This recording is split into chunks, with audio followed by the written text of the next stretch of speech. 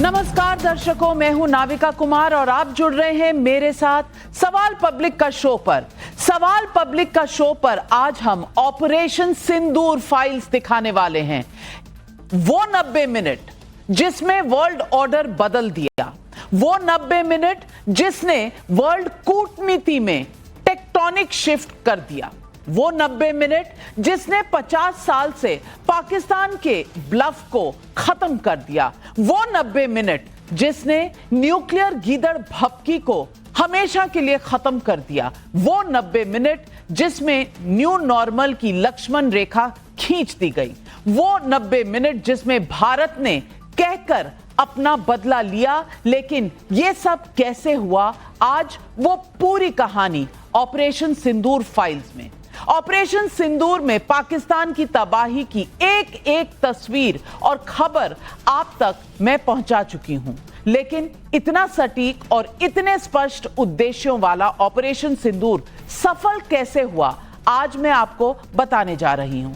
सवाल पब्लिका में मैं आज इस एक्सक्लूसिव इनसाइड स्टोरी का खुलासा आपके सामने करने जा रही हूं। मैं उन 90 मिनटों की हिसाब देने जा रही हूं जहां पाकिस्तान के एयरबेस भारत के वायु प्रहार के आगे घुटने टेकने पर मजबूर हो गए।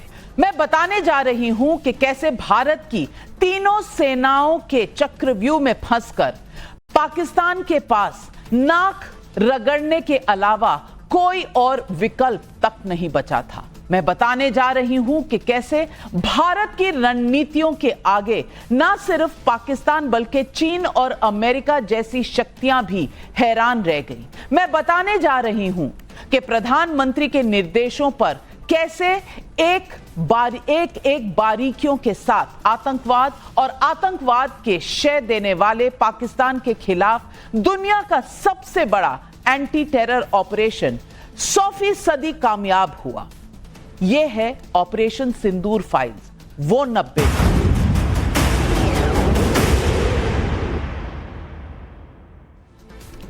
और आज मेरे साथ इस शो पर जुड़ रहे हैं मेजर गौरव आर्या, हमारे साथ यहां स्टूडियो में air marshal PK Srivastava defence expert, colonel Shailendra Singh defence expert, Abhijit Iyer Mitra strategic affairs के एक्सपर्ट। और ये चारों लोग जानते हैं कि किस लेवल पर प्लानिंग हुई और किस लेवल पर भारत ने ऐसा क्या क्या किया जिससे पाकिस्तान बिल्कुल घुटने टेकने पर बिल्कुल मजबूर हो चुका था। आइए बताती हूं सबसे पहले कि ऑपरेशन सिंदूर फाइल्स का पहले अध्याय में 22 अप्रैल की बात है। और मैं आपको बताना चाहूंगी मेजर गौरव आर्या, 22 अप्रैल को पहलगाम का जब हमला हुआ तो प्रधानमंत्री और भारत के विदेश मंत्री और अजीत डोभाल सऊदी अरब में थे।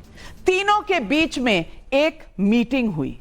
सऊदी अरब में जब उन्हें यह इंफॉर्मेशन मिली कि भारत पर इस तरह का टेरर हमला हुआ है, जहां धर्म पूछकर, जहां लोगों को मारा गया, इस तरह के उनके परिवारों के सामने यह किया गया, धर्म पूछ के किया गया, तो प्रधानमंत्री का गुस्सा 7वें आसमान पर था। और उसी दिन तय हो गया था इस मीटिंग के बाद कि इसका बदला लिया जाएगा। और सऊदी अरब में ही यह प्लानिंग और टाइमिंग की जो बागडोर थी वो दी गई उनको जिन्हें डिफेंस की तैयारी करनी थी। तो 22 अप्रैल को तैयारी शुरू हो चुकी थी और उसके बाद 23 अप्रैल जब यहां लैंड किए प्रधानमंत्री, और वो तस्वीरें आपको याद होंगी, प्रधानमंत्री अपने एयरक्राफ्ट से उतरे और उतरने के बाद फॉरेन सेक्रेटरी उनसे मिले, एनएसए डोभाल जो प्लेन में उनके साथ आए थे उतरे थे और उन्हें बुलाया गया, गाड़ी में मत जाओ इधर आओ। पहले वहां पर एक छोटी वार्ता हुई, फिर एयरपोर्ट पर एक मीटिंग हुई। आपको यह सब याद होगा, मैं फिर से दोहराना चाह रही हूं। उसी दिन यह तय हो गया था कि इसकी टाइमिंग बस 2 हफ्ते 20 दिन से ज्यादा नहीं होनी चाहिए। और ये तस्वीरें हैं जो तब की बता रही हैं कि किस तरह पहले एयरपोर्ट पे और उसके बाद प्रधानमंत्री के घर पर मीटिंग का दौर शुरू हुआ। मैं ये भी बता दूं आपको कि अजीत डोभाल, जनरल अनिल चौहान जो सीडीएस हैं, चीफ ऑफ डिफेंस सर्विसेज हैं, जनरल उपेंद्र त्रिवेदी, सेना प्रमुख air chief marshal AP Singh और एडमिरल दिनेश त्रिपाठी, ये तीनों लोग मिलकर उसके बाद एक मीटिंग्स का और प्लानिंग का दौर चला। 47 मीटिंग्स हुई। मैं आपको बताना चाहती हूं ये 47 मीटिंग्स कहां हुई। आप में से कोई गेस कर सकता है कि कहां हुई, किसने की, कैसे हुई? मेजर गौरव आर्य। मुझे तो लगता है कि लोक कल्याण मार्ग में हुई होंगी या लोक PM? कल्याण मार्ग में जी। आपका क्या गेस है? लोक कल्याण मार्ग, प्राइम मिनिस्टर 1 एयरक्राफ्ट पे और सऊदी अरेबिया में। आपका क्या गेस है? अगर आप गेस करने को बोलेंगे तो मैं एक चीज पर बड़ा कॉन्फिडेंट हूं, ये मेरे यहाँ नहीं हुई। ज्यादा बड़ी बात देखिए, ये बातें जब सीक्रेट होती हैं तो उसका पार्ट में सिर्फ आपसे ये बता सकता हूं कि मेरे यहाँ नहीं हुई और मैंने नहीं कराई। अच्छा, उनकी बात तो सही है ही है, लेकिन एक बात है, ये लोक कल्याण मार्ग पे ही हुई होगी। मैं आप तीनों के मैं आपको बता दूं कि ये लोक कल्याण मार्ग की 47 मीटिंग्स नहीं है। ये 47 मीटिंग सिर्फ और सिर्फ डिफेंस एक्सपर्ट्स की थी, जिनको लीड किया था national security adviser Ajit Doval ने। उनके साथ थे CDS, chief of defence services Anil Chauhan, और तीनों सेना और मैं आपको बता दूं, पहली मीटिंग प्लेन में हुई थी, उसके बाद निर्देश प्लानिंग के दे दिए गए थे। वो उस मीटिंग में और ये एआई जेनरेटेड विजुअल्स हैं, प्लेन में हुई थी जब सऊदी अरब से भारत वापस लौट रहे थे। इस मीटिंग में डोवाल साहब प्रधानमंत्री थे और इस तरफ बैठे हुए जो आपको ये एआई जनरेटेड तस्वीरें हैं जहां पर फॉरेन मिनिस्टर जयशंकर भी हैं। लेकिन 47 मीटिंग ना लोक कल्याण मार्ग में हुई, ना डिफेंस मिनिस्ट्री में हुई, ना एयर हेडक्वार्टर में हुई, ना नेवल हेडक्वार्टर में, ना आर्मी हेडक्वार्टर में, ना नेशनल सिक्योरिटी एडवाइजर का जो सेक्रेटेरिएट है वहां हुई। ये एक सेफ हाउस में हुई।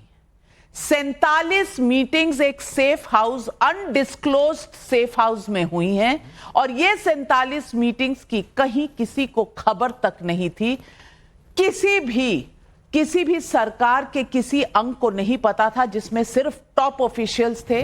कुछ मीटिंग्स में सारे मौजूद होते थे, कुछ में जहां आर्मी का पहलू होता था वहां आर्मी के साथ सीडीएस और एनएसए होते थे, कुछ नेवल का होता था तो नेवल और एनएसए और सीडीएस होते थे।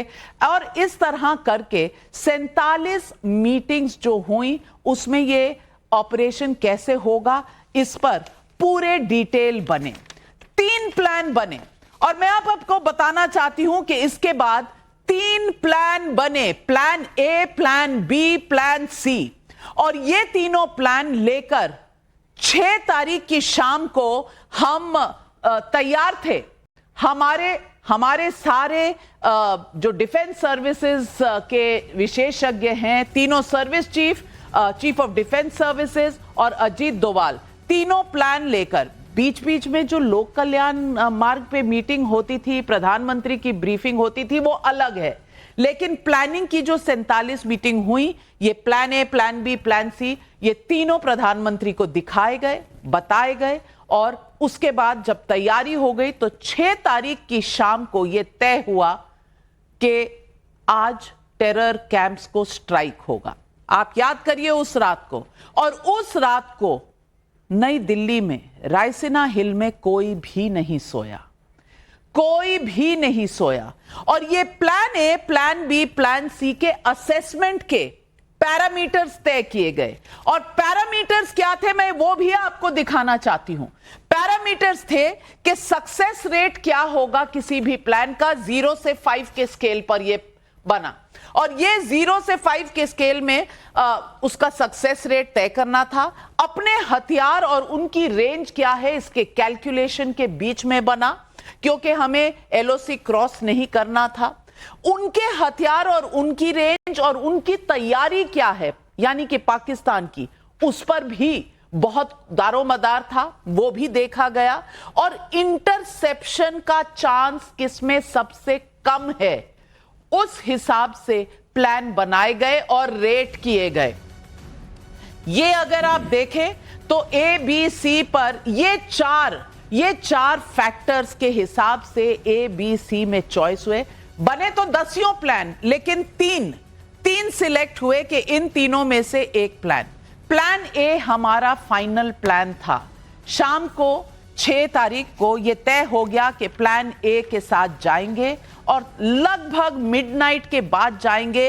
ये बस मुट्ठी भर लोगों को पता था कि ऑर्डर दिया जाएगा, किसी को पूरी पिक्चर नहीं पता थी कि क्या ऑर्डर जब जाएगा तो क्या होना है। ये अलग अलग तरीके से बताया गया था ताकि इंफॉर्मेशन लीक ना हो। प्लान ए के तहत स्ट्राइक की जानी थी, यह भी तय हो चुका था। 1:05 पर स्ट्राइक हुआ, यह हमें पता है क्योंकि यह समय सरकार ने ट्वीट किया था ADGPI में। 11:10 पर प्लान ए छोड़ा गया और प्लान बी पर जाया गया।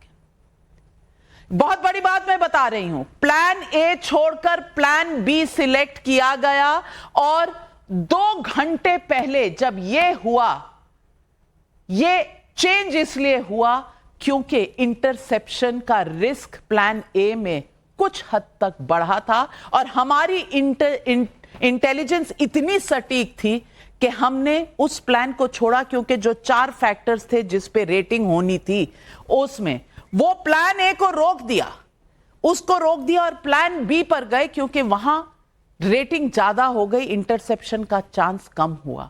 और मैं पूछना चाहती हूं गौरव आर्या जी, मेरे तो रोंगटे खड़े हो रहे हैं जब मैं ये सुन भी रही थी, जब मैंने अपने सोर्सेज से बात की और आज भी मैं आपको बता रही हूं तो रोंगटे खड़े हो रहे हैं। मैं पूछना चाहती हूं क्या ये अक्सर होता है कि एक प्लान हो, 2 प्लान हो, ज्यादा प्लान बनते हैं और लास्ट मिनट में चेंजेस होते हैं? जी, ये तो बात है कि मल्टीपल प्लान्स बनते हैं नाविका और मल्टीपल सिनेरियोज वॉर गेम करे जाते हैं, ये तो तय है। बड़ी इंटरेस्टिंग आपने बात बताई कि ये लोक कल्याण मार्ग में मीटिंग नहीं हुई और मुझे बाद में रियलाइज हुआ कि क्यों ये लॉजिकल है, because it was being led by a spy. आप देखिए, अगर ये कोई फौजी लीड करता, फौजी सेफ हाउस में मीटिंग नहीं करता, फौजी अपने इलाके में मीटिंग करता, लेकिन डोवाल साहब की एक खासियत है, जब प्रेशर आता है या जब कोई ऐसी बात आती है, the first thing is go analogue, don't go digital, switch off everything digital, disappear from the map, आप गायब हो जाइए। अच्छा, लोक कल्याण मार्ग के बाहर तो खड़े हैं सब कैमरा लेके, तो पब्लिक को दिखाने के लिए ये भी डिसेप्शन की प्लानिंग है। देखिए कितने, जो हम भेद कहते हैं, साम दाम दंड भेद, ये भेद है, ये कितने हाई लेवल की मीटिंग। अच्छा, ये लोक कल्याण मार्ग गया, आप प्रधानमंत्री से मिलेंगे, प्रधानमंत्री से ये मिलेंगे, प्रधानमंत्री की मीटिंग। अब ये पता लग रहा है कि भाई असली मीटिंग तो हो चुकी थी कहीं और सेफ हाउस जिसका कोई लोकेशन नहीं था कहीं पे, वहां पे आप देखिएगा, जितना मैं गेस कर सकता हूं, ना वहां पे मोबाइल टावर काम करता होगा, वहां पे एवरीथिंग ब्लॉक्ड, जिसको हम कहते हैं कि कोई भी ऐसी चीज, ना स्मार्ट वॉच, ना मोबाइल फोन, कोई ऐसी चीज नहीं आपके तन पे जिससे आप ट्रैक हो सके। जस्ट गो एनालॉग एब्सोल्यूट, मानिए कि आप 100 साल पहले हैं। वो हिंदी फिल्मों में कहा जाता ना कि वहां परिंदा भी पर नहीं मार सकता, ऐसी जगह। इलेक्ट्रॉनिक सर्वेलेंस हो ही नहीं सकता, कुछ नहीं पता। एक घर है जिसके अंदर लोग आ रहे हैं, चुपचाप आ रहे हैं, रात को मिल रहे हैं, अपनी मीटिंग कर रहे हैं, वापस जा रहे हैं, एक इकोसिस्टम क्रिएट करा और उसके बाद प्रधानमंत्री जी को प्लान दिया। प्रधानमंत्री को बिल्कुल ब्रीफिंग हो रही थी और अभिजीत अय्यर मित्रा, ऐसा नहीं है कि प्रधानमंत्री को पता नहीं था, लेकिन ऑपरेशनल डिटेल्स में प्रधानमंत्री का रोल लिमिटेड होता है। उनको कहना होता है कि ये हमारा प्लान है, हमें हिट करना है, तैयारी आपकी है। डिटेल्स का काम जो है वो चल रहा था इन 47 मीटिंग्स में। मैं पूछना चाहती हूं कि ये जो ए से बी हुआ होगा उस वक्त, पाकिस्तान जायजा ले रहा होगा कितनी उनकी इंटेलिजेंस थी, क्योंकि उस रात जब ये स्ट्राइक हुए तो कहा तो ये जाता है कि नील बटे सन्नाटा था, पाकिस्तान को कुछ पता नहीं था। यानी कि हमारी जो ये पूरी ये जो आपने ठीक कहा स्पाई, यानी कि अजीत डोवाल साहब जो हमारे नेशनल सिक्योरिटी एडवाइजर हैं, वो स्पाई का किरदार, और वो पाकिस्तान में रह चुके हैं, इंटेलिजेंस उनके पास पूरी थी कि कौन कहां किस कैंप में है, 9 टारगेट चुने गए, वो सारा प्लान बना, पाकिस्तान को पता भी नहीं चला। देखिए, इंटेल का तो ये होता है ना, अगर दुश्मन को पता चल गया कि आपके पास वो इंटेल है तो वो इंटेल है ही नहीं, वो डिसइंफॉर्मेशन हो जाता है, वो डेलिबरेटली फेड हो जाता है। जितना हमारा 21 स्ट्राइक हमने किए 9 टारगेटों पे, सब के सब सक्सेस निकले। इसका मतलब है कि उनको कुछ पता ही नहीं था और उनको ये भी लग रहा था कि बस एक दिन का हमने 3-4 गुना बालाकोट करना है फिर से। हमने बस डे 1 पे नहीं किया, उन्होंने डे 1 के लिए शायद प्रिपेयर करके रखा था, पर डे 2, डे 3, डे 4 के लिए दे वर नॉट प्रिपेयर्ड। जो मसूद अजहर के जो 10-12 जो खानदान के लोग मरे हैं, उससे क्या पता चलता है? हमारे पास ह्यूमन इंटेलिजेंस था ऑन द ग्राउंड। अब पता नहीं, शायद मसूद अजहर का भांजा या ऐसे कुछ कोई हनी ट्रैप में फॉल करके हमने उससे इंटेल निकाला हो, मेरे को क्या पता। और ये भोलारी में तो प्योरली इलेक्ट्रॉनिक इंटेलिजेंस के वजह से है कि हमने देखा कि वो कब आया, कब गया, कब बंकर के अंदर गया, फिर जाके आपने मारा। अब ये देखिए, ये एक ही बेस नहीं है जहां हमने बंकर को मारा है, जेकबाबाद में भी हमने मारा है बंकर। अरे अभी तो आप बहुत आगे जा रहे हैं। अभी तो 6 तारीख की शाम है और 6 तारीख की शाम जब ये प्लानिंग चल रही थी तो एक वॉर रूम क्रिएट किया गया। 6 बजे से लेकर अगले दिन ये अगर आप देखें, यहां ये रिप्रेजेंटेशन है, हमने एआई जेनरेटेड रिप्रेजेंटेशन किया है। मिनट मिनट की जानकारी और हडल यहां था और यहां से एक एक मिनट, एक एक डेवलपमेंट की जानकारी प्रधानमंत्री को लोक कल्याण मार्ग में दी जा रही थी। 1 मिनट के लिए कोई उस रात को सोया नहीं था। 1:05 पर ऑपरेशन शुरू हुआ और 1:25 पर 23 मिनट में टेरर कैंप्स तबाह कर दिए गए और इस बीच प्लान ए से प्लान बी चेंज हुआ। मैं पूछना चाहती हूं, ये तैयारी और जिस तरह से ये कैंप्स पर अटैक किया गया, ये मेटिकुलस प्लानिंग तो थी ही, पर इतना ज्यादा प्रिसीजन स्ट्राइक जो है, इसकी प्लानिंग बहुत डिटेल में की गई होगी। नाविका जी, मैं आपको बड़े क्लैरिटी से एक बात बता सकता हूं, जो एक बड़ा फेयर असेसमेंट होगा। ये सारा का सारा सीक्रेसी इसीलिए हो पाया क्योंकि हमने इतना बड़ा डिसेप्शन रखा कि सब कुछ प्राइम मिनिस्टर के यहां हो रहा है। The whole focus was on prime minister house कि ये एक पॉलिटिकल राजनाथ जी भी आ रहे हैं, होम मिनिस्टर भी आ रहा है, उससे फॉरेन सेक्रेटरी भी आ रहा है, सो सबका ध्यान वहीं था। इसलिए आप देखते हैं कि ये जो सो कॉल्ड सेफ हाउस वाली मीटिंग है, ये अपने आप में कोई सोचा ही नहीं, क्योंकि सब जगह प्रोजेक्ट ये किया जा रहा था, one man decision prime minister ले रहा है विदाउट रियलाइजिंग कि प्राइम मिनिस्टर इस चीज में नहीं पड़ता कि आपके जो एयरक्राफ्ट में 100 ऑक्टेन वाला पेट्रोल पड़ेगा या 90 वाला पड़ेगा, ये उसका काम नहीं है। कौन कहां स्ट्राइक करेगा ये प्लान नहीं है। ज्यादा बड़ी बात ABC, मैं आपको बड़ी जिम्मेदारी से कह रहा हूं, किसी भी लेवल पर हो, चाहे वो मेरे प्लेटून लेवल पर हो, चाहे वो आर्मी हेडक्वार्टर लेवल पर हो, जब हम 3 प्लान बनाते हैं तो हम तीनों पर उतनी ही कार्रवाई करते हैं जितनी एक पर करनी है। और कई बार ऐसा हुआ है, कई बार, जिसको मैं बोलता हूं कि हम चौथा प्लान एक जो सिचुएशन क्रिएट करती है, हम उस पर चले जाते हैं। ये बड़ी एक, जिसको हम एक्सप्लॉइटेशन बोलते हैं। गए तो थे अटैक करने, यहां ये देखा खाली है, खाली देखते अगले वाला पकड़ लिया हमने। ये बात हमेशा होती है। जहां तक आप बात कर रही हैं ABC, जब आप तीनों पर काम करना शुरू करते हैं तो आप रास्ते में शेड करते हैं कि कौन सा मेरा बढ़िया चल रहा है। कई बार पीछे से आपको क्या लग रहा है, हमें पाकिस्तान की चिंता थी कि हमारा प्लान लीक हो जाएगा? जी नहीं, इस प्लान के पीछे US भी पड़ा हुआ था कि ये कर क्या रहे हैं। चीन, मैं आपको इसीलिए बोल रहा हूं, आप पाकिस्तान अगेन एक्सक्यूज है, लेकिन हमारे को पता है बड़े जो एनिमी है हमारे, ये वो लोग हैं कि ये पता करना चाहेंगे कि भाई साहब, कि आप पहली बार 6-7 की रात को आप टेररिस्ट स्ट्राइक करने वाले हो या कोई और स्ट्राइक करने वाले हो, या उससे भी और का मतलब सब समझते हैं कि अल्टीमेट स्ट्राइक तो नहीं कर रहे कहीं। न्यूक्लियर स्ट्राइक आप कहना चाह रहे हैं? नहीं, वो मैं न्यूक्लियर स्ट्राइक इसलिए नहीं बोलूंगा क्योंकि वो जो स्ट्राइक फाइनली हुई है वो किराना स्टोर में हुई है। अच्छा नहीं, आई एम सॉरी, किराना हिल पर हुई है। वो एक्चुअली है तो स्टोर ही एक तरह का, हाँ, स्टोरेज ही था, स्टोरेज ही था, इसलिए मेरे मुंह से निकल जाता है। सो आप देखिए, जब फौज, ये जो सीक्रेसी वाली बात है, मीटिंग की लोकेशन, डोवाल एक उस दिमाग का आदमी है कि वो हमेशा सेफ हाउसेस की सोचेगा। आर्मी, एयरफोर्स, नेवी, तीनों ने अपना अपना सोचा और एक जॉइंट चीज कर जब आप कोई नई चीज निकालेंगे, मैं आपको गारंटी बोल रहा हूं कि हम भी एक्सपेक्ट नहीं कर पाएंगे क्योंकि हमने आज से पहले इतनी बड़ी जॉइंटमैनशिप की डेमोस्ट्रेशन नहीं देखी कि अपने आप में वो इतनी सक्सेसफुल थी।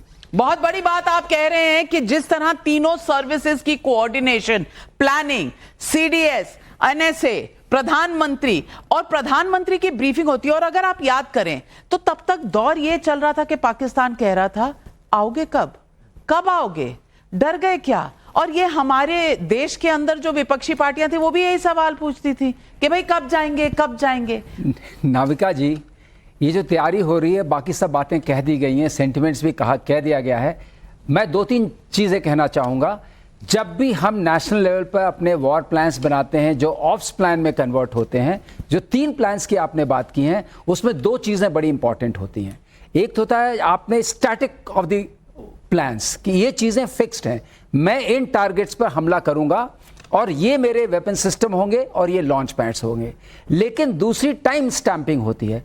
उस वक्त की जो इंटेलिजेंस आती है, जो ह्यूमेंट आती है, उस वक्त की सैटेलाइट इंटेलिजेंस आती है, ईएम इंटेलिजेंस आती है, रेडार इंटेलिजेंस आती है, उसको डवटेल करके जो हम एक डायनेमिक्स ऑफ वॉर प्लान बनाते हैं वो मैटर करता है।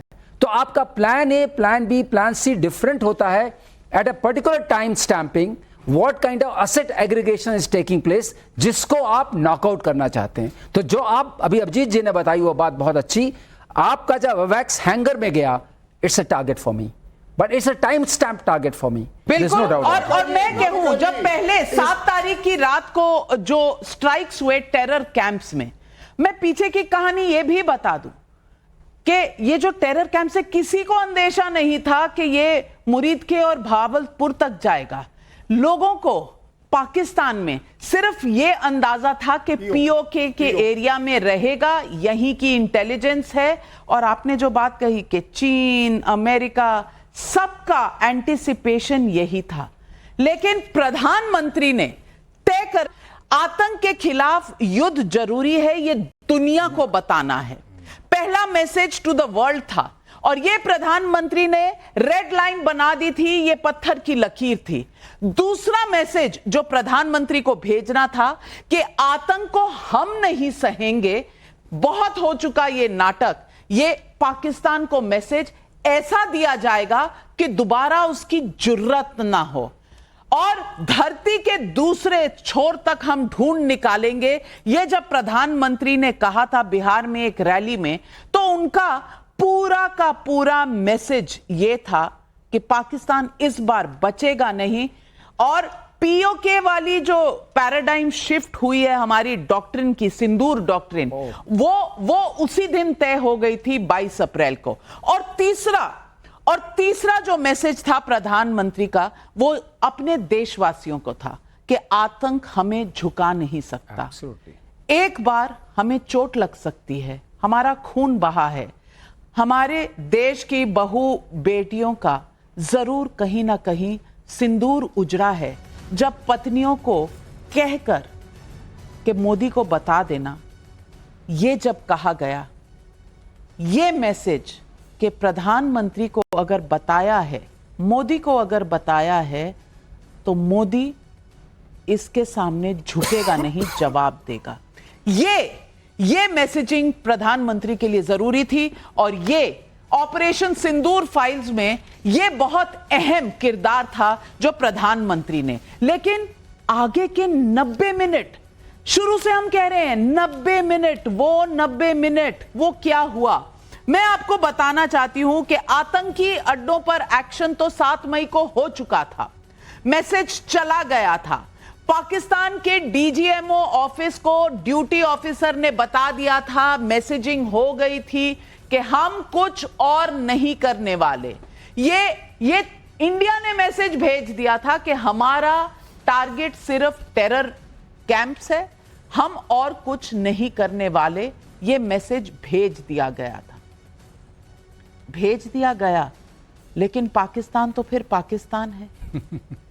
हमने जब सोचा कि हम आगे नहीं बढ़ेंगे और अगर पाकिस्तान रिएक्ट नहीं करेगा तो मामला तनाव की तरफ नहीं बढ़ेगा।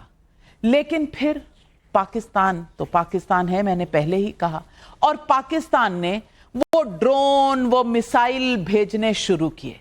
वो ड्रोन और वो मिसाइल जब आने लगे पूरे दिन, तो 8 तारीख की रात को भारत ने क्या किया? भारत ने किया तब लाहौर का डिफेंस सिस्टम ध्वस्त। लाहौर का एयर डिफेंस सिस्टम ध्वस्त किया गया और लाहौर के अलावा रावलपिंडी के पास, इस्लामाबाद के पास भी एयर डिफेंस सिस्टम्स को तबाह किया गया। हमारा यही एक्शन था, हमने इतना ही करना था। आपने रिएक्ट किया, आपने ड्रोन मिसाइल भेजे और उस दिन सिविलियंस भी हमारे गुरुद्वारों में, वहां एलओसी पर जो शेलिंग हुई थी, मेजर गौरव आर्या, क्या उसी का जवाब था कि एयर डिफेंस सिस्टम, क्योंकि भारत ने तय कर लिया था आप रिएक्ट नहीं करोगे, हम कुछ नहीं करेंगे। अगर आप कुछ करोगे ऑफेंसिव तो हम छोड़ेंगे भी नहीं। जी नाविका, एक तो मुझे लगता है कि अब डॉक्ट्रिन हमारी बदली है, ये बहुत जरूरी है समझना, और डॉक्ट्रिन हैज चेंज्ड। अब हमें ये छोड़ देना चाहिए कि जब पाकिस्तान कुछ करेगा तब हम कुछ करेंगे। मैं अक्सर ये कहता हूं कि अगर बालाकोट पहले हो जाता तो पुलवामा कभी नहीं होता। पाकिस्तान इज अ रोग स्टेट। हम पाकिस्तान से जो नाविका एक्सपेक्ट करते हैं ना, हम हर समय ये एक्सपेक्ट करते हैं कि 2+2=4। ये भाषा उनको समझ में नहीं आती कि देखो तुम मत करना, हम कुछ नहीं करेंगे। उनको समझ में नहीं आता, वो इनकॉरेजिबल हैं, वो करेंगे, चाहे चाइना के प्रेशर से करें, चाहे वो किसी और ताकत के प्रेशर से करें, या खुद अपने जिहादी जनरल्स करें जैसा उनकी खुशी है। तो ये जो चीज है इस बार एक न्यू नॉर्मल बन गया है।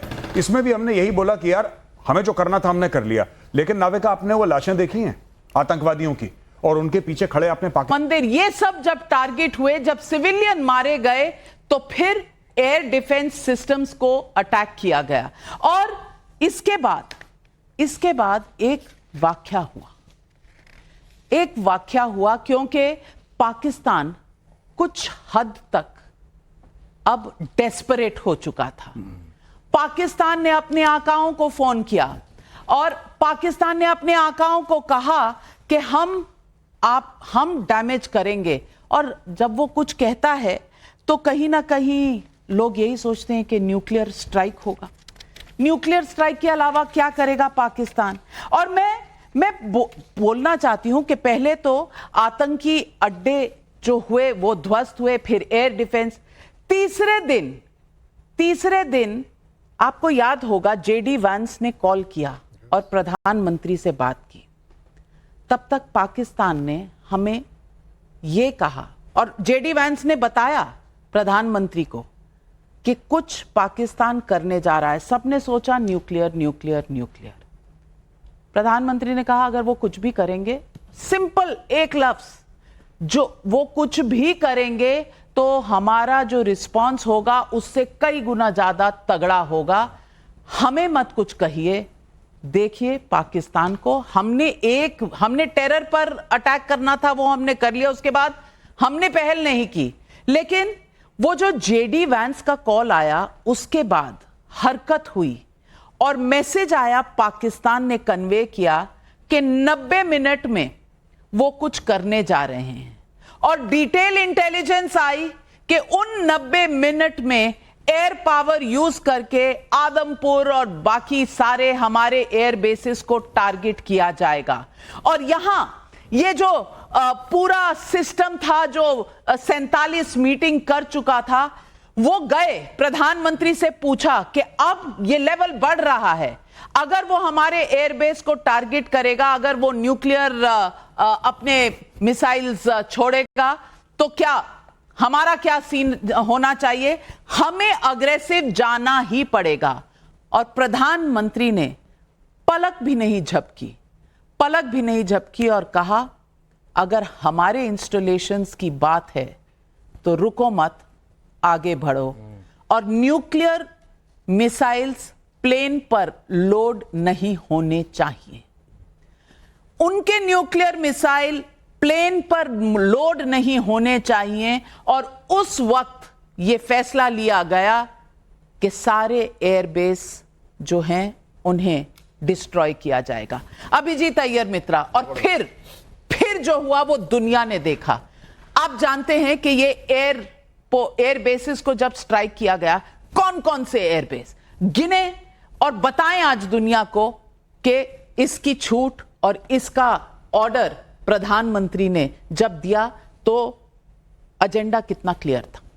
देखिए, इसमें ना पहले तो ये एजेंडा अब क्लियर क्या हुआ है, पहले से ही क्लियर था कि ये बंदा बैक डाउन नहीं करता है, बस एस्केलेट करते रहता है। देखिए, पहले जब अटैक हुआ, जब ये प्रधानमंत्री बने, तो उन्होंने उरी किया, इन्फेंट्री स्ट्राइक किया, बॉर्डर के उस पार किया। दूसरा जब हुआ बालाकोट तक एस्केलेट कर दिया पूरा केपीके के अंदर, और वो भी प्लेन लेके। इस बार बालाकोट टाइम्स 21 किया, हाँ 21 बार बालाकोट किया, और वो भी कहां, पाकिस्तान का सरताज पंजाब में, जहां पूरा पॉलिटिकल पावर है, ठीक है ना। तो अब आप समझ लीजिए, क्योंकि ये Pakistan is the classic case of विनाशकाली विपरीत बुद्धि। पाकिस्तान का जो एक मुखौटा है जिसका नाम न्यूयॉर्क टाइम्स है तो न्यूयॉर्क टाइम्स, पर मैं उसको इस्लामाबाद टाइम्स कहता हूं। इस्लामाबाद टाइम्स ने अभी एक निकाला है, क्योंकि अब उनका सुबह हो गया है ना, तो देख लीजिए। The satellite imagery indicates the damage was mostly inflicted by India on Pakistani facilities. Islamabad Times ही बोल रहा है कि सब डैमेज हिंदुस्तान ने पाकिस्तान पे किया है। और भी क्या बोल रहे हैं देख लीजिए। Satellite images of the site claimed to have hit are limited and so far do not clearly show any damage caused by Pakistani strikes even if there is corroborating evidence of military action। यानी कि उधर युद्ध तो हुआ पर पाकिस्तान ने कुछ भी हिंदुस्तान पे डैमेज नहीं किया है, सैटेलाइट पे नहीं दिख रहा है। और प्रधानमंत्री ने ये बहुत अच्छा आदमपुर से दे दिया था संदेश। आदमपुर पे ही लिखा आदमपुर है, में S-400 भी खड़ा था, MiG-29 भी खड़ा था। मैं इस वक्त की बड़ी बड़ी ब्रेकिंग खबर आपको देना चाहती हूं जो आज तक आपने नहीं सुनी है। इन एयरबेस स्ट्राइक्स पर हमने पाकिस्तान के लगभग 7, कम से कम 7 और ज्यादा से ज्यादा 8 एयरक्राफ्ट डिस्ट्रॉय कर दिए हैं, फाइटर जेट डिस्ट्रॉय कर दिए हैं, जिसमें एक F-16 और कम से कम 1 या 2 JF-10 भी हैं। और मैं एयर मार्शल श्रीवास्तव जी आपसे पूछना चाहती हूं, ये 7 से 8 का जो आंकड़ा है, क्योंकि कहा जा रहा है नूर खान बेस, सरगोदा बेस, दोनों जगह जिस तरह से एयर स्ट्राइक्स हुए हैं, हैंगर्स के ऊपर हुए हैं, हैंगर के अंदर क्या क्या था? नाविका जी, इंटरेस्टिंग बात यह है कि जो समय था और जो टाइम था, हैंगर के अंदर कम से कम 6 जहाज होंगे एक हैंगर के अंदर, और कम से कम चूंकि टेम्पो ऑफ वॉर चल रहा था, कम से कम 3-4 अफसर होंगे, कम से कम बता रहा हूं मैं आपको। और जो एयरमैन होंगे उनकी संख्या भी 50 से 60 होगी, इससे कम हो नहीं सकती एक हैंगर में, क्योंकि हैंगर में जब आप एयरक्राफ्ट ले आते हैं, उसके लिए वॉर के लिए प्रिपेयर करते हैं, उसमें बड़े सारे प्रोसीजर्स, मेथड्स एंड तो इंजीनियर्स, टेक्निकल स्टाफ, सब वो इंजीनियर्स बहुत लगते हैं। किसी भी वायुसेना में 70% लोग इंजीनियर्स होते हैं, चाहे ऑफिसर या एयरमैन, क्योंकि सारा काम हाई टेक्नोलॉजी का है, हाई वैल्यू का है और हाई इंपैक्ट का है, जो आपने देखा। तो अगर आपने एक हैंगर को उसमें उड़ा दिया तो आपने 6 जहाज तो उड़ा दिए, और साथ में क्या उड़ाया, जो उसका सपोर्ट सिस्टम होता है। There is always hydraulic bay, instrument bay, radio bay, radar bay, engine bay, FM bay, उसमें सब होता है, और इतना वो कॉस्टली होता है, जो कॉस्ट का इंपैक्ट पड़ता है वो दोबारा नहीं आ सकता। तो अगर एक भी हैंगर उड़ाया यहां, तो हर उस जगह को उड़ाया जहां से उनकी एयर पावर आ सकती थी, चाहे यूएवी सेंटर हो, चाहे वो उनका जो वहां हुआ आपका जेट हेडक्वार्टर्स के आसपास, वहां वीआईपी स्क्वाड्रन उनका है, F-16 वाला, J-10 कई मार्केट वैल्यू गिर गई, उड़ नहीं सका, क्योंकि आप देखिए, और PL-15 का हाल तो आपने देखा, चित्रों में कई बार आ रहा है कि वो ट्रेजेक्टरी पर जा ही नहीं सका, गिर गया। तो इस तरह के इक्विपमेंट, तो आप कह रहे हैं कम से कम 6 एक हैंगर के अंदर, और यहां नूर खान, मेजर गौरव आर्या, नूर खान बेस और सरगोदा बेस, 2 जगह हैंगर्स को क्षति पहुंची, ये तस्वीरों में क्लियर है। कितने एयरक्राफ्ट और इसका मायने क्या है? देखिए, वी कैन ओनली गेस। इस वक्त हमारे पास तो फिगर्स नहीं है, मेरे पास कम से कम नहीं है, लेकिन मैं ये गेस कर सकता हूं कि मैं सरप्राइज नहीं होऊंगा अगर लॉसेज उनके, देखिए आप 7 से 8 कह रही हैं, लेकिन जैसा सर ने अभी बताया, डबल फिगर्स में हो सकता है। मैं, you can not deny the fact, it is a possibility. मैं 100% तो किसी ने नहीं गिना जाके। इससे बड़ी बात क्या हो गई है ना पाकिस्तान से, कि जैसे हमने वो भी बताया कि जिस तरीके से उसका शेयर प्राइस, देखिए ना, इससे चोट कहां पहुंची है। आपने मारा पाकिस्तान में, आपने मारा नूर खान में, चोट लगी, बैंडेड ढूंढ रहा है, पट्टी ढूंढ रहा है चीन, चाइना पट्टी ढूंढ रहा है। आपने मारा सरगोदा में, वहां पे बिल्कुल आप समझ लीजिए कीमोथेरेपी हो रही है चाइना में। और कारण क्या है चाइना का? क्योंकि चाइना अटैक हुआ पाकिस्तान, चाइना लॉस्ट, और Chinese people lost billions of dollars.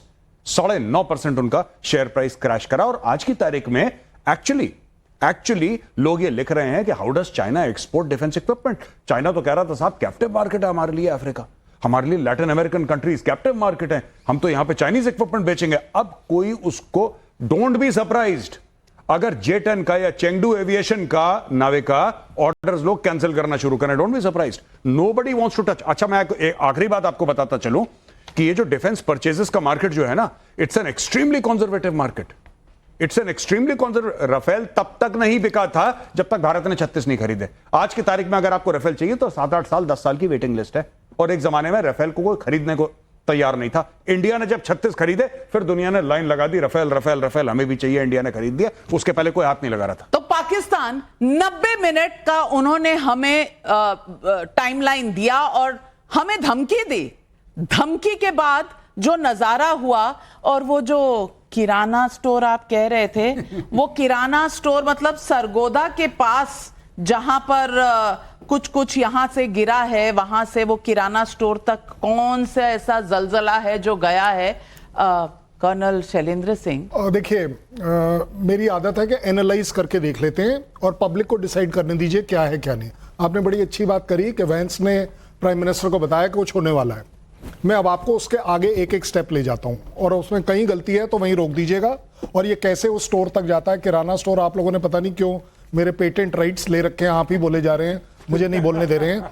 ज्यादा बड़ी बात यह है, जैसे ही प्राइम मिनिस्टर को लगा कि एक यूएस जैसा कंट्री कुछ क्रेडिबल इंफॉर्मेशन दे रहा है कि यस वो कुछ करने वाले हैं, तो पहली चीज हम सबके दिमाग में इंक्लूडिंग यूएस के आएगी कि न्यूक्लियर ऑप्शन एक्सरसाइज करने वाले। इसलिए प्राइम मिनिस्टर ने इमीडिएटली डिसाइड किया कि कोई भी ऐसा एयरफील्ड जो जहाज है वो लोड नहीं होना चाहिए। अब उसके लिए तरीका क्या है? अगर आपने स्पेसिफिक जाकर सिर्फ और सिर्फ सरगोदा पर अटैक किया, नूर खान पर किया, तो ये सबको पता चल जाएगा। इसलिए आपने एक बड़ा अच्छा प्लान बनाया कि 11 एयरफील्ड चुने जाएं, रडार भी तोड़े जाएं, हैंगर्स भी तोड़े जाएं, लेकिन साथ ही साथ 1 या 2 पर एयर स्ट्रिप को भी तोड़ा जाए। ये जो सेलेक्टिवली किया गया है ना नूर खान पर, ये सिलेक्टिव नहीं है। आपकी सिर्फ एयरफील्ड जो एयर स्ट्रिप है वो आपने उन्हीं जगह पर करी है जहां पर आपको विश्वास था कि यहां आएगा, क्योंकि ये जो किराना स्टोर है ये वहां से मेरे ख्याल 12 या 16 किलोमीटर दूर था। तो चीजें बनती हैं, लेकिन इन जहाजों को वहां तक जाना, हमारे मिसाइल्स को वहां जाना, इसलिए आपने क्या किया, सबसे पहले वो एयर डिफेंस सिस्टम को निकाला। और बाय द वे जो बात चल रही है वो P-15, PL-15, जो भी 15 बोल दीजिए, मुझे नहीं पता, उसको करेक्ट करने के लिए अब उनके डिफेंस मिनिस्टर ने क्या कहा, बड़ी अथॉरिटेटिवली कहा, क्योंकि चाइना नाराज है। उसने कहा हमने अपने सिस्टम ऑन नहीं किए थे, एयर डिफेंस सिस्टम हमने बंद कर रखे थे, इसलिए ये निकल गए। नहीं, देखिए, जोड़िए चीजों को, बिल्कुल ये एक इंटरेस्ट इन्वॉल्व, और इसलिए आप देख रहे हैं कि लास्ट में आकर बात ये आ गई कि आप अपने उन सो कॉल्ड किराना स्टोर को खोल नहीं पाएंगे, और आप अपने अगर वो बाहर लाएंगे तो आपका जहाज टेक ऑफ नहीं कर पाएगा, आपका रडार आपको सपोर्ट नहीं कर पाएगा। इंडियन आर्मी एयर डिफेंस घुटने पे ले आए, घुटने पे ले आए पाकिस्तान को। और अभिजीत अय्यर मित्रा, अंत में फिर क्या हुआ? अंत में जब ये सब तबाही हो गई, न्यूक्लियर एंट्रेंस, एग्जिट, और टॉम कूपर ने कहा, मैं नहीं कह रही, भारत की सरकार नहीं कह रही, लेकिन टॉम कूपर ऑस्ट्रेलियाई जो विशेषज्ञ हैं, कॉम्बैट एविएशन के हिस्टोरियन हैं, उन्होंने कहा कि ऐसा हुआ है और जियो वेरीफाई किया है उन्होंने। उसके बाद पाकिस्तान घुटने टेक चुका था, अपने आकाओं को फोन मिला रहा था, और फिर रोता हुआ डीजीएमओ से फोन आया कि भाई सीज फायर। ट्रंप का तो कहीं नाम ही नहीं था, ट्रंप तो आए ही नहीं। ये ट्रंप साहब की क्या कहानी? देखिए, ट्रंप साहब की क्या कहानी है ना, मेरे को लगता है कि कैराना में कोई रेडिएशन लीक नहीं हुआ है। इन लोगों ने, वो आपने ब्रोकन एरो पिक्चर देखा है? ब्रोकन एरो पिक्चर में क्या होता है कि वो प्लेन नीचे चला जाता है और वो जॉन ट्रेवोल्टा जो एक्चुअली उसमें विलन है, वो बोलता है हाँ मैं मर रहा हूँ, पूरा रेडिएशन लीक हो रहा है पूरे इसको डुबाने के लिए। तो इन लोगों ने, कोई रेडिएशन लीक नहीं हुआ है नविका जी। इन लोगों ने, अब आप देख लीजिए, जेकबाबाद में हैंगर आपने तोड़े, उसके अंदर कम से कम 2 से 4 प्लेन थे, ठीक है। भोलारी में हैंगर जिसमें उनका एवैक्स प्लेन था जो बहुत महंगा है, नॉर्मल फाइटर प्लेन से कई ज्यादा महंगा है। नूर खान अगर आप देखोगे, ये जैसे दिल्ली है नोएडा और गुड़गांव के बीच, ये नूर खान है चकलाला में इस्लामाबाद और रावलपिंडी के बीच। उधर भी आप देखेंगे अगर कहां पे स्ट्राइक हुआ है, आपको 2 रेडोम्स दिखाई देंगे। ये उनका प्राइमरी कमांड सेंटर था पूरे लीडरशिप का, पाकिस्तान आर्मी एयरफोर्स का पूरे देश के साथ, और उसके पास जो टेक्निकल एरिया मेस था जो तबाह करके डाला। अब इतना ये तो बोल नहीं सकते कि ये सब हुआ है, फिर जाके रोना तो इस पे नहीं रो सकते। तो उन्होंने क्या बोला, अरे भाई न्यूक्लियर ये हो गया है, न्यूक्लियर ये हो गया है, जाके रोआ उधर। और अमेरिकन क्या होता है ना, जब भी आप न्यूक्लियर बोल देंगे उनका भी वो एंटलर्स गो अप, वो पता नहीं हिंदी में क्या कहते हैं, कान खड़े हो जाते हैं। हाँ, कान खड़े हो जाते हैं और वो पैनिक करना शुरू कर देते हैं। फिर वो आके बोलेंगे हाँ हाँ भाई बात कर लो। और उन्होंने बस ये किया कि भाई तुम डीजीएमओ दोनों बात कर लो, और कुछ नहीं हुआ है। देखिए ट्रंप हर चीज का डीजीएमओ ने बात करने के लिए भारत को कांटेक्ट कर लिया था और पाकिस्तान अमेरिका के सामने रो चुका था, लेकिन प्रधानमंत्री, ऐसा कहा जाता उस वक्त भारत ने कहा पाकिस्तान को, सोचते हैं देखेंगे, और इतनी देर में अमेरिका को डायल किया गया। भारत ने तय किया समय हमारा, भारत ने तय किया तरीका हमारा, भारत ने यह भी तय किया कि हम आतंकियों को छोड़ेंगे नहीं। अब भी युद्ध विराम नहीं है, युद्ध में बस थोड़ा सा स्थगित किया गया है। मसूद अजहर जो अपने 11 परिवार वालों को खो चुका है, बिलबिला रहा है, ये रिपोर्ट्स आ रही हैं, वो आज भी अगर भारत की तरफ नजर उठा के देखेगा, फिर देखिए आगे आगे होता है क्या। इलाज क्या है पाकिस्तान का? मोदी के पास है उसका गोला, गोली नहीं गोला। अब चीन और अमेरिका साइड में बैठ के देखेंगे ये खेला। आज बस यही है ऑपरेशन सिंदूर फाइल्स की कहानी। तमाम अपने पैनलिस्ट का धन्यवाद करती हूं और दर्शकों आपको धन्यवाद देती हूं। नमस्कार, जाइएगा मत, अभी पाठशाला बाकी है।